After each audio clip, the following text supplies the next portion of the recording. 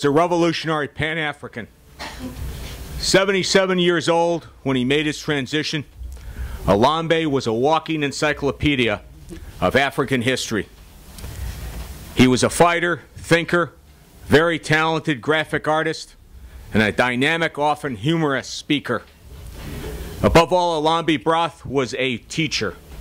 He raised the consciousness of so many people, particularly young people, about the real history of black people in Africa and the Americas. Elombe Brath helped lead the struggle to preserve the African burial grounds in Lower Manhattan. Like the late Gil Noble, who he worked with for years as an invaluable associate, Elombe told it like it is. He sounded the alarm over every imperialist intrigue against poor people. He fought for Africans and oppressed people everywhere. Kwame Ture, who was a leader of SNCC, was known as Stokely Carmichael, called him the Dean of Harlem Nationalists. If you wanted to struggle, you respected Elombe and wanted to know what he had to say. For last year's tribute to Elombe, Mumia Abu Jamal recorded a message from his prison cell, telling him his admiration and affection for him.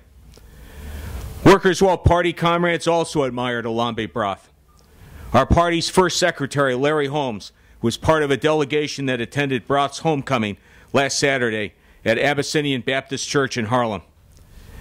Adam Clayton Powell Jr.'s church was packed. Among the mourners was a delegation from Namibia. Elombe Brath fought for decades in supporting SWAPO's armed struggle to win Namibia's freedom from apartheid slavery.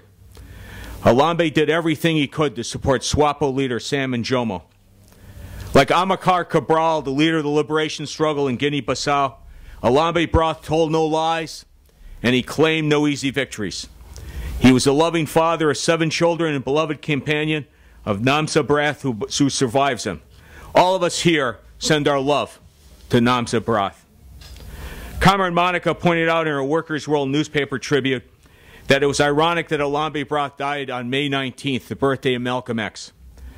On May 19th, 1990, Elombe Brath came to a Workers' World Party meeting right around the corner at 146 West 25th Street that was being held to honor the birthdays of both Malcolm X and another former resident of Harlem, Ho Chi Minh.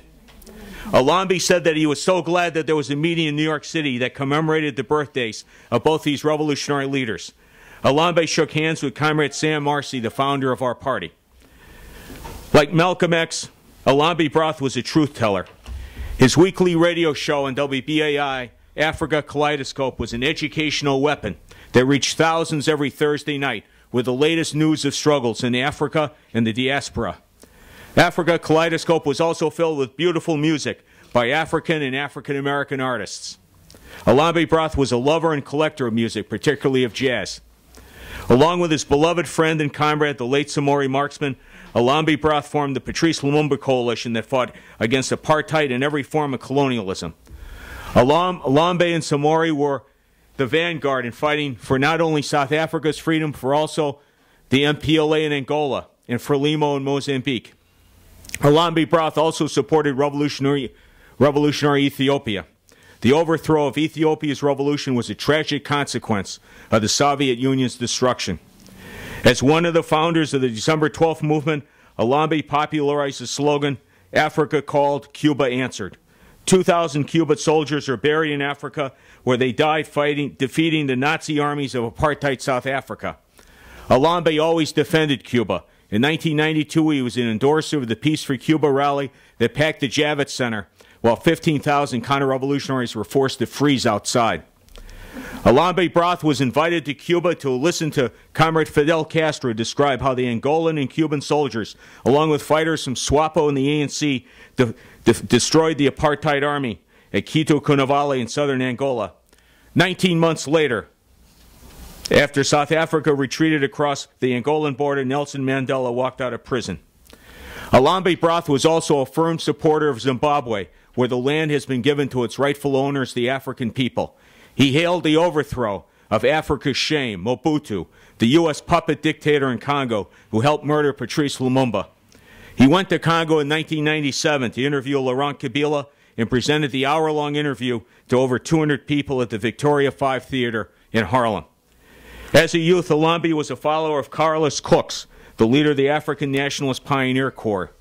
Cooks was an associate of the Honorable Marcus Garvey. In 1995, Elombe Brath emphasized that Pennsylvania Governor Tom Ridge wanted Mumia Abu-Jamal executed on August 17th, the 107th birth anniversary of Marcus Garvey's birth. Elombe worked tirelessly to save Mumia's life. We are proud that Workers' World Party, along with many other organizations and individuals, above all Sisters Pan-Africa and Ramona Africa, stopped the executioners and helped get this revolutionary off death row. Now we must fight to free Mumia, to move 9, and all political prisoners. We need to tear down the walls brick by brick and bring home hundreds of thousands of prisoners to their families. Elombe worked tirelessly to free political prisoners, including Dhoruba bin Wahad. Brath fought to free the Central Park Five. After Nelson Mandela was freed from prison in 1990 and came to New York, Elombe Brath played a key role in making sure that the ANC leader visited Harlem.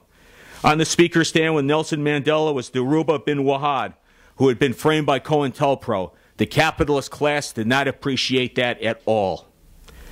There in Harlem, Elombe passed the message to Winnie Mandela that she was standing next to Betty Shabazz. The two sisters embraced. Long live the memory and example of Elombe Brath.